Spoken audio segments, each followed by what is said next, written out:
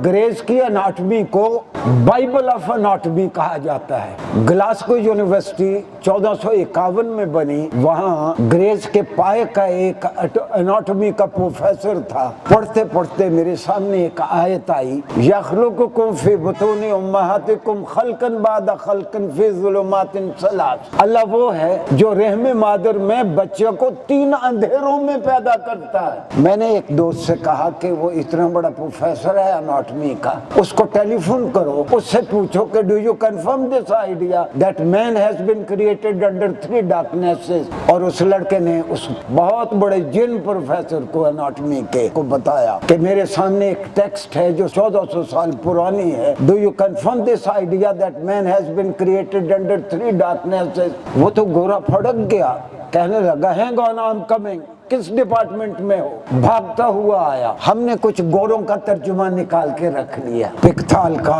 आर्बरी का तर्जुमे पढ़े तो पूछता है by the way which book is this. हमने कहा कि Muslims claim that it was revealed unto Muhammad, ये वो किताब है जो मोहम्मद सल्लल्लाहु अलैहि वसल्लम पे नाजिल हुई। बखुदा वो गोरा कहने लगा एनाटॉमी का दुनिया का बड़ा प्रोफेसर मोहम्मद सल्लल्लाहु अलैहि वसल्लम can not be author of this idea.